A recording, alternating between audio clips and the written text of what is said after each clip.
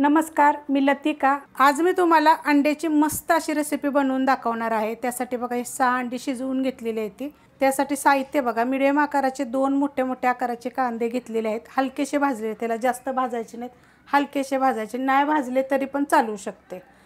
1 inch आलं घेतलेलं, एकदम पातळ तुकडे करून घेतलेले आहेत। ह्याच्यामध्ये 10 ते 12 लसणाच्या पाकळ्या घेतलेल्या आहेत। थोडासा लसूण ह्याला जास्त लागतो, तुम्हाला आवडत असेल तर थोडासा कमी केला तरी पण चालू शकते। ह्याच्यामध्ये 10 ते 12 काजू घेतलेले आहेत। हिरव्या मिरच्या घेतलेल्या आहेत। आपण ही हिरव्या मिरच्याचं बनवणार आहे, यात लाल मसाला वापरणार नाही। त्यासाठी बघा ह्या मिरच्या पण मी हलक्याशा भाजून घेतलेल्या आहेत। तुमच्या तिखटाप्रमाणे थोडेशा कमी जास्त करा। 1 मूठभर मी कोथिंबीर घेतलेली आहे, ती पण कवळी देठासकट घेतलेली आहे। आता हा एवढा मसाला मिक्सरला मी बारीक करून घेणार आहे। मिक्सरला बघा थोडंसं पाणी टाकून मी बारीक करून घेतलेलं आहे। कढई ठेवली बघा गरम करायला, तेल चांगलं गरम झालेलं आहे। त्याच्यामध्ये बघा अंड्याला काय केलेलं असं चिरा करून घेतलेला आहे त्या सुरीनं, बघा अशा पद्धतीमध्ये। आता हे आपण सोडून घेऊया।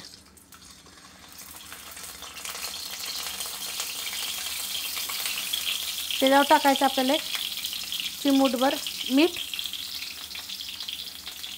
आणि एकदम बघा थोडीशी मिरची पावडर, आणि ह्याला काय करायचं आपल्याला हलकंसं भाजून घ्यायचं। मीडियम गॅसवर बघा 2 मिनटं मी ह्याला चांगलं असं हलवून भाजून घेतलेले आहेत। आता मी ही कढई साईडला उचलून ठेवते। पॅन ठेवलाय गरम करायला, त्याच्यामध्ये आपण तेल टाकून घेऊया। तेल टाकायचे आपल्याला अर्धी पळी, तुमच्या आवडीप्रमाणे थोडंसं कमी जास्त केलं तर चालेल, आणि गरम होऊन देऊया। तेल गरम झालेलं आहे, त्यात टाकायचे 1 मसाला विलायची, 2 टाकायच्या साध्या विलायच्या, अर्धी दालचिनी आणि 3 लवंगा घेतलेल्या आहेत, आणि थोडीशी जावित्री घेतलेली आहे, एकदम थोडीशी जावित्री घेतलेली आहे।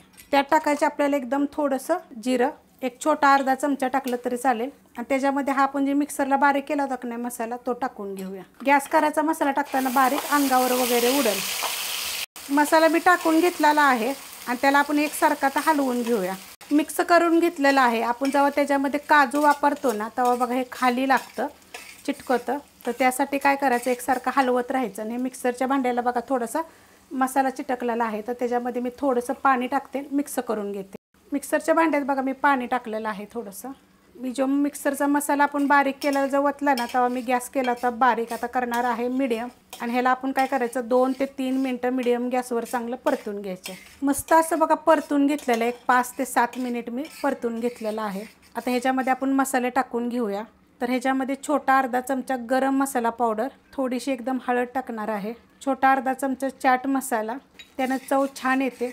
मिक्स करून घेऊया चांगलं। गॅस केला आता मी बारीक मसाला टाकताना, मस्त असं मिक्स करून घेतलेलं आहे। त्यात टाकायचे बघा हे 2.5 चमचे मी दही घेतलेलं आहे, फ्रेश दही आहे, ह्याला आंबट दही घेऊ नका बिलकुल, हलवत राहायचं। आणि दही पण काय करायचं खाली जरा फेटूनच घ्यायचं। त्यात टाकणारे आहे क्रीम, अर्धी वाटीपेक्षा जास्त आहे बघा, फ्रेश क्रीम आहे घरातली आपली, विकतची जरी टाकली तरी पण चालू शकते। गॅस आता वाढवून आले, 1 मिनिटभर मी परतून घेते।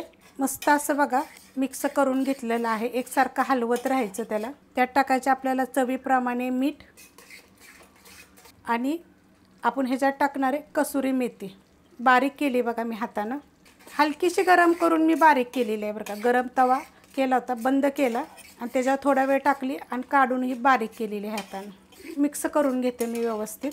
मस्त असं बघा मिक्स केलेलं आहे। गॅस करणार आहे बारीक, त्याच्यावर आता आपण काय करूया झाकण ठेवून घेऊया 1-2 मिनटासाठी।